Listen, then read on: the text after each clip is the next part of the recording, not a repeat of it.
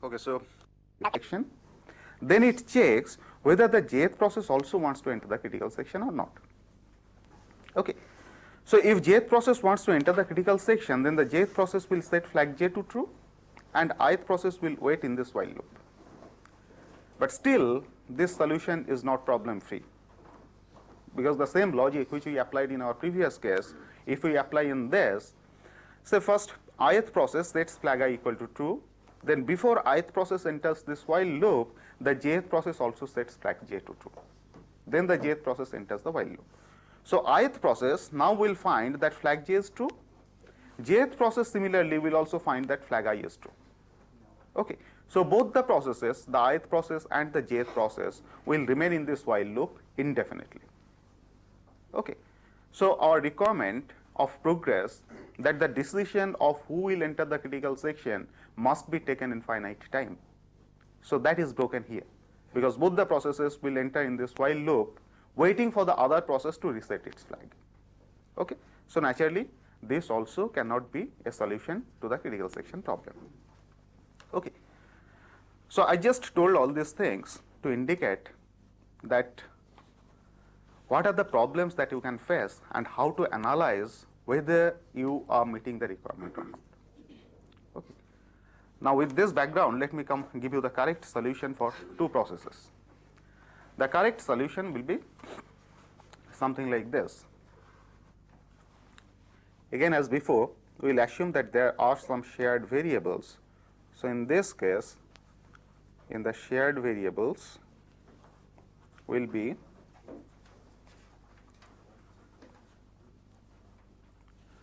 one is flag, so we'll have flag as before, that is an array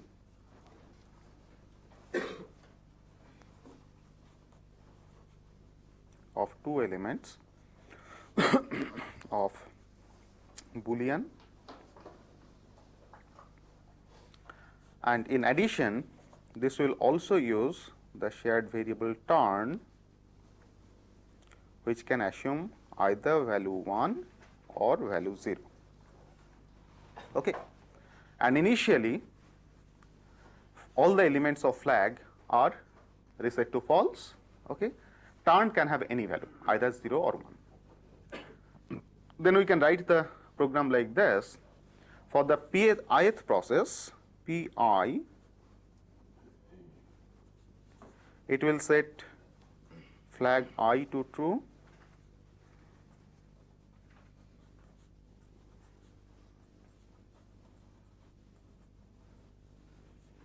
then set turn to j,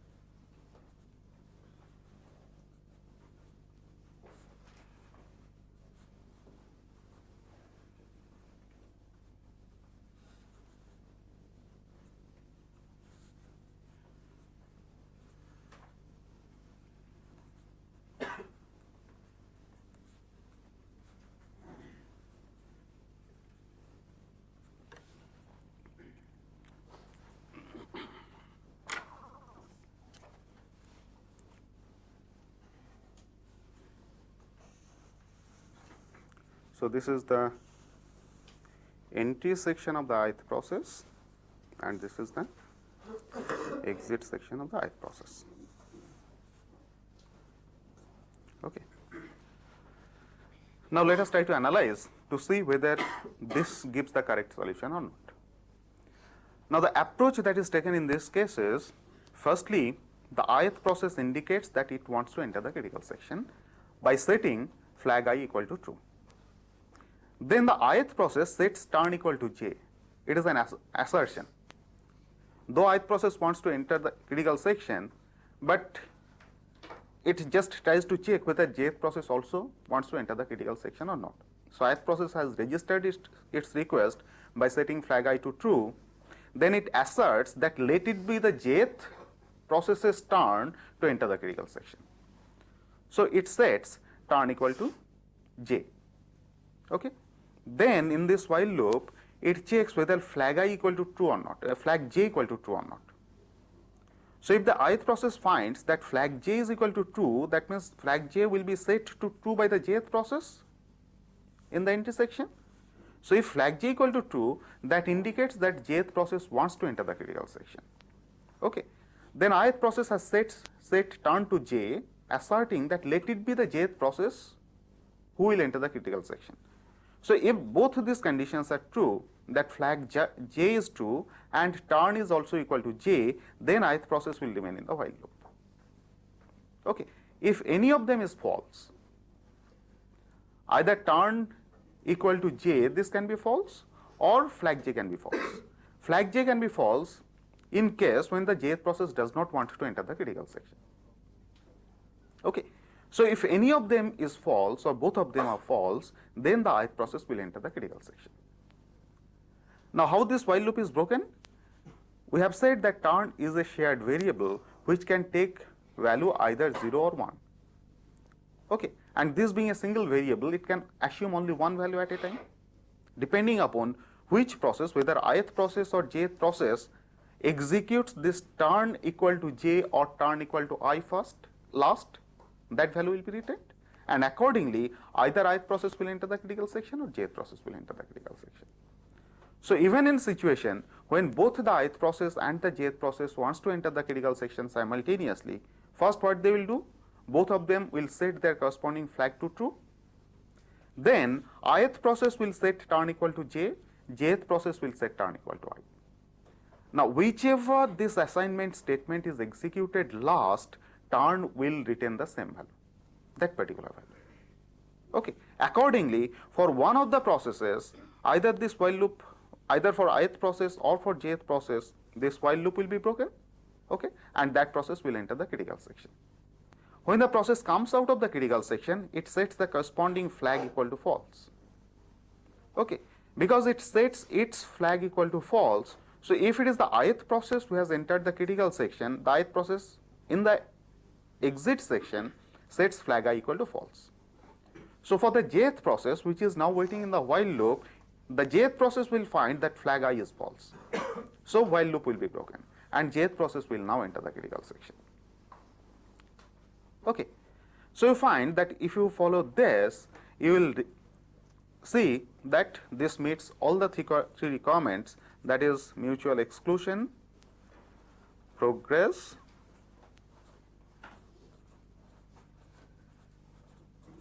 and boundedness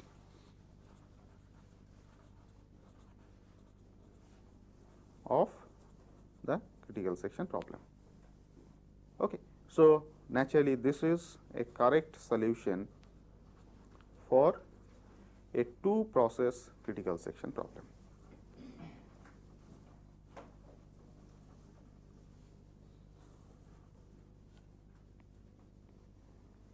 Okay. So you have seen that how we can write a correct solution to a critical section problem involving two processes. Okay. But in general, in a system there can be n number of processes, so we have to see that how the critical section problem can be solved for n number of processes. Okay. So I'll just give you the algorithm without analysis. You try to analyze this algorithm. For n processes, our algorithm will be slightly different, and obviously it will be more complicated than what we have done for 2 process. So here, for n process,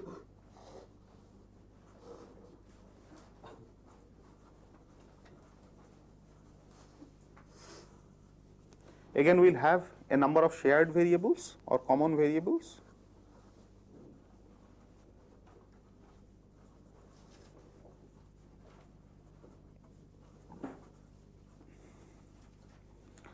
The common variables in this case are, as before, we have an array flag.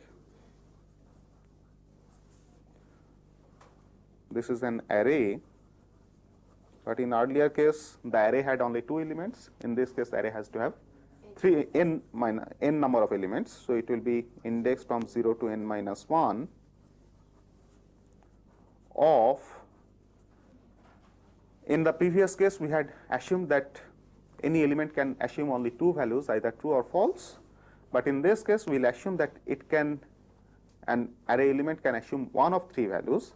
The 3 values we put as idle, wanting, or in CS. So these are the 3 values that any element of the array flag can assume. Okay? And we also have a shared variable turn, which is an integer variable, and that can assume a value from 0 to n minus 1. Okay. Then for the ith process, Pi, the solution will be something like this.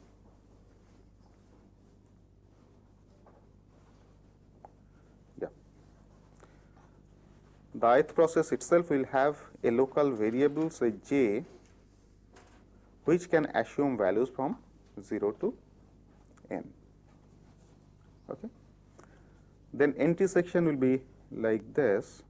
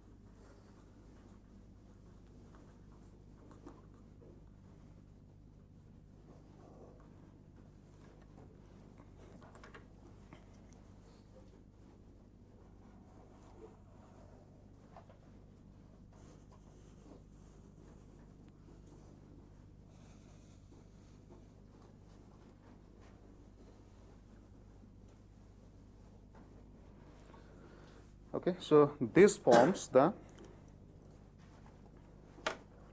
entry section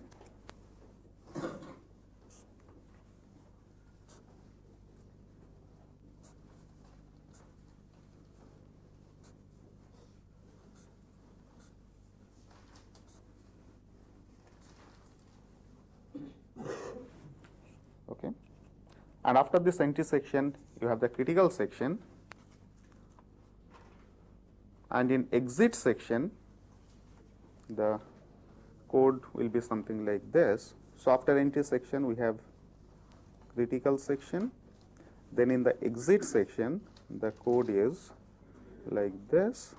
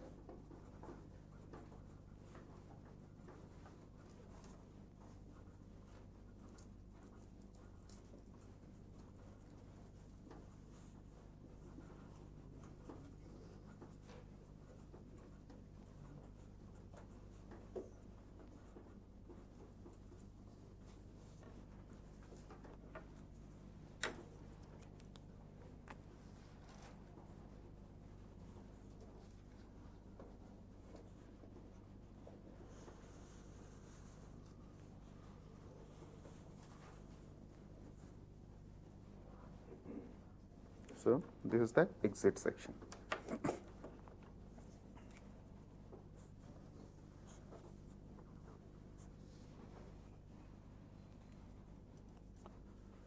Okay, and obviously the remaining part of the code is the remainder section or RS. So when you try to analyze this particular solution, what I'll suggest is, instead of trying to find out how the statements are written, you try to find out whether this will meet your solutions or not. That means whether all the three requirements, mutual exclusion, progress and boundedness, are met by this entry section and the corresponding exit section. So this is the entry section of the code.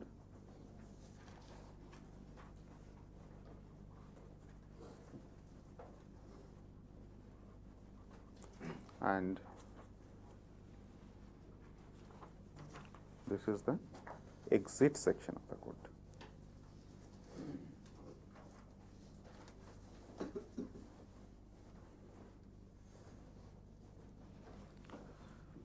Okay. So I'm not going into analysis of this. You try to analyze this particular solution. So whatever solution to the critical section problem we have discussed till now, they are called software solutions, because you find that on these solutions we have written some algorithm so that the requirements of the critical section problem is met. Okay, so these are called software solutions.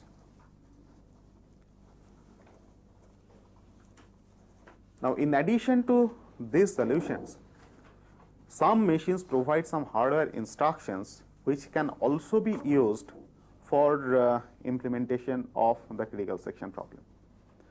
When I say these are hardware instructions, that means it is a sort of function, but the function is executed like an instruction.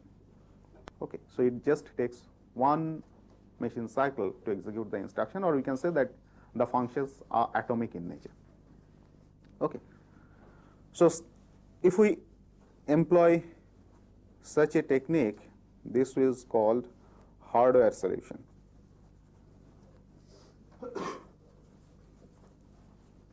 So hardware solution can be used if the machines provide it. If the machines does not have such hardware instructions, hardware solution cannot be employed. Now typically, some machines give hardware instructions like this. One of the hardware instruction or hardware function that has been implemented is what is called a test and set function. Okay. So it is something like this. We can declare this as a function, test and set, and this works with an argument, a Boolean argument. Let us call the argument is target, which is of type Boolean, and this function itself returns a Boolean value. Okay.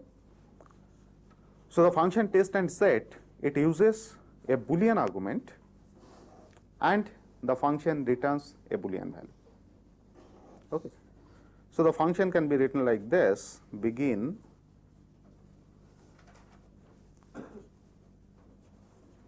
test and set is equal to target, and target is equal to true. Okay. So what does it mean? When you execute this function, the test and set itself gets a value which is equal to the value of the target. And after this, the target is assigned the value true. Okay. That means whatever value of the target with which this test and set function is called, the test and set function returns the same value. Okay. So if initially the target was equal to false and test and set has been called with target equal to false, since the value of the target is assigned to the function, so this function will return a value false. Okay. After that, the target is assigned value true. That means all subsequent calls to the same function test and set will return a value true. Okay. Until and unless the target itself is modified in between. Okay. So this is one hardware function which is supported by some machines. Some other machines support another hardware function which is called a swap. Swap is like swapping the contents of two registers, things like that. Okay. And that can also be written like this: procedure swap. Okay. And because it is the swapping of values of two registers or two variables, so naturally it has to work with two arguments. Let us say the arguments are A and B, and these arguments are of type Boolean. Okay. It has a local variable, say temp, which is also of type Boolean. The function works like this, the procedure works like this: begin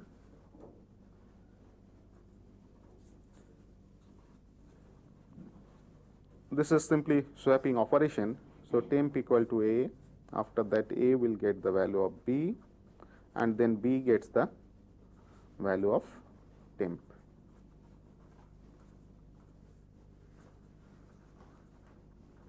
Okay.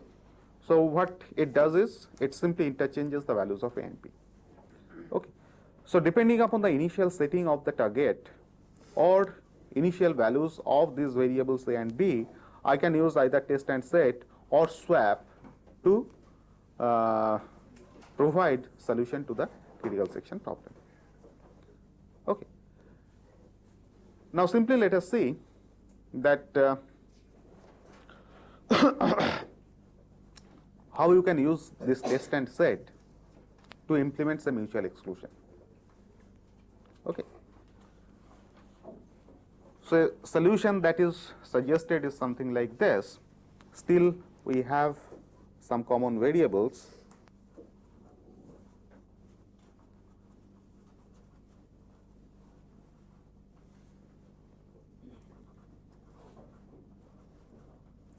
The common variables are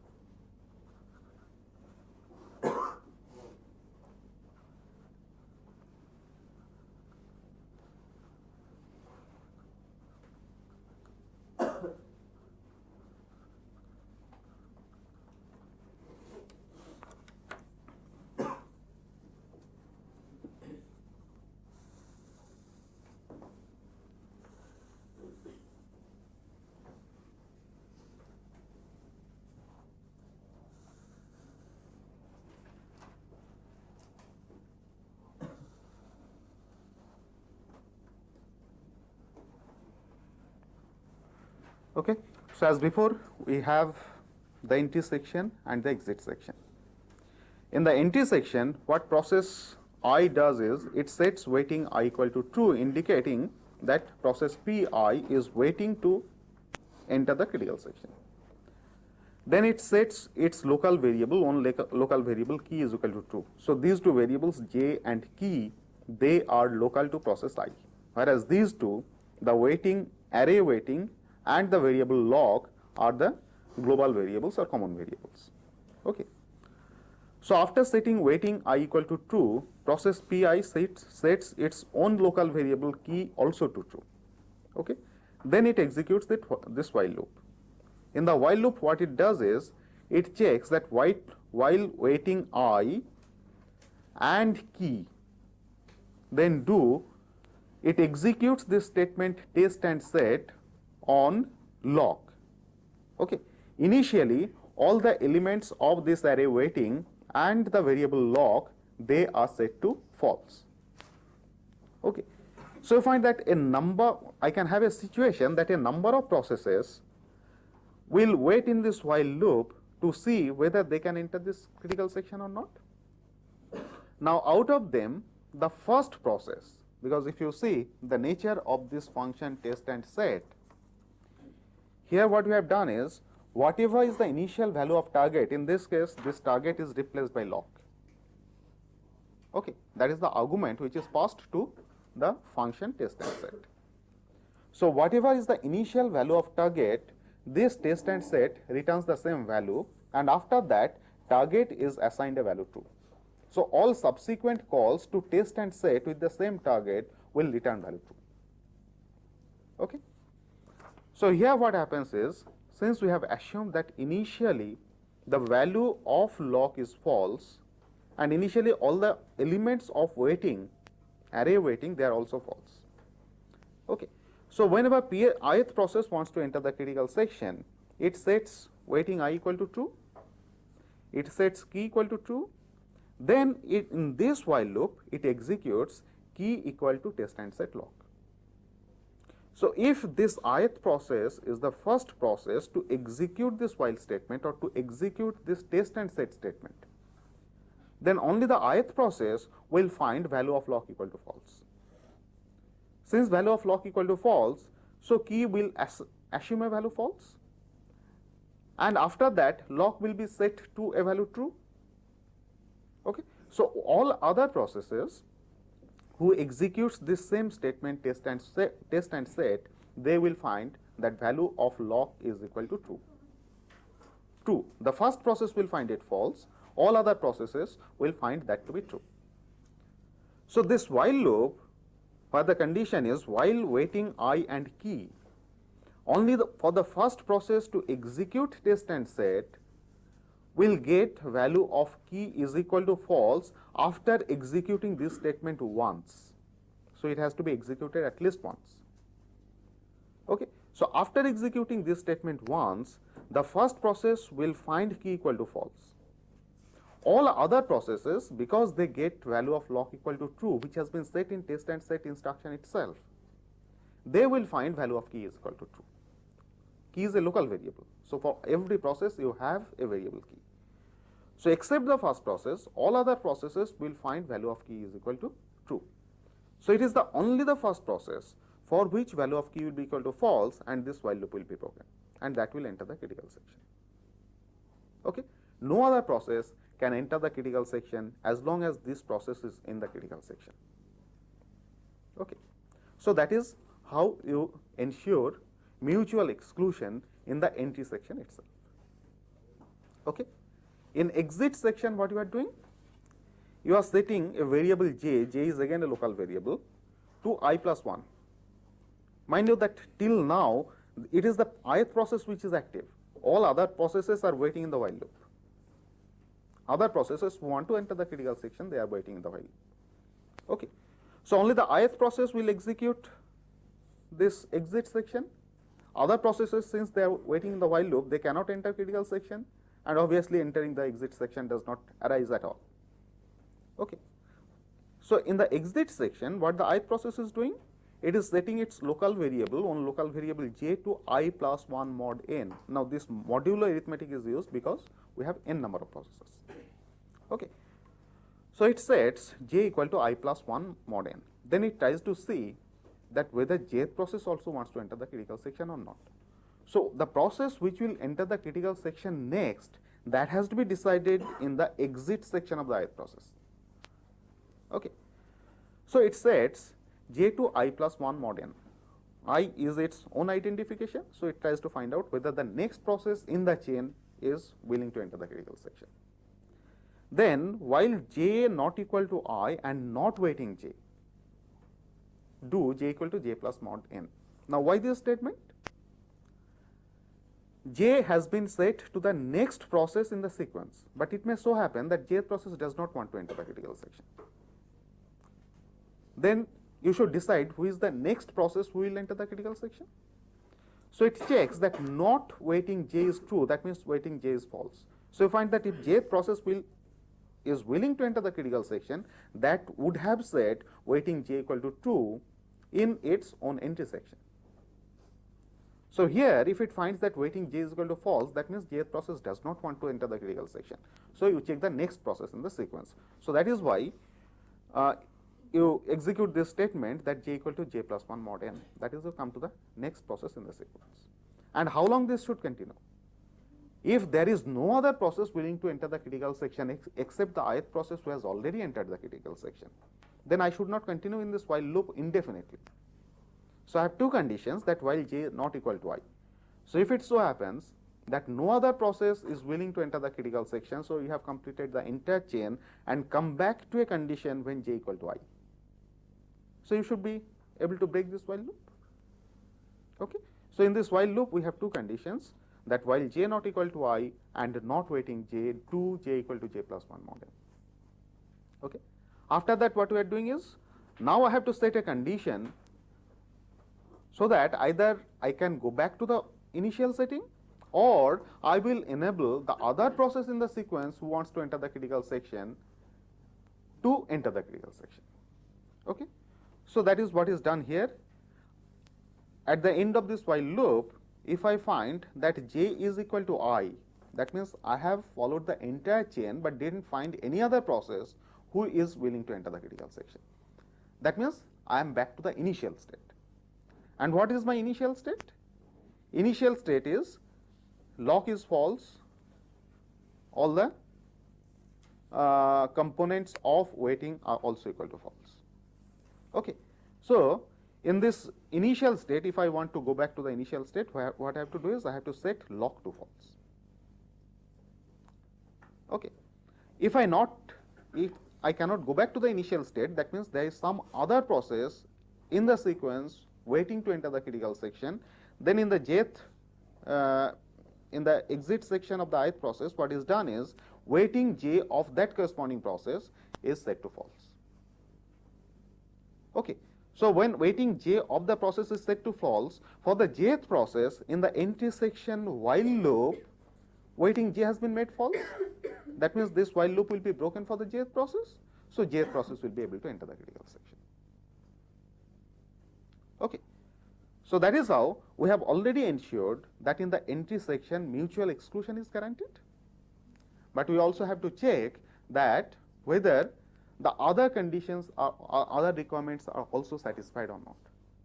And among other requirements, we have the progress requirement. That is, the processes who want to enter the critical section, the decision of who will enter the critical section has to be taken among those processes only. So, that is also taken care by this while loop. You find that if I find that waiting j is false for a process, I am not checking that process at all. I am just skipping to the next process. Okay. So, progress requirement is also met. The third requirement, that is bounded waiting, whether it is met or not, that is also met by this solution, because you are checking all the processes in a circular manner, 0 to n minus 1, then coming back to 0 again. So, you find that and this decision is taken by the ith process itself. If I is equal to 5, then the fifth process checks whether the sixth process wants to enter the critical section.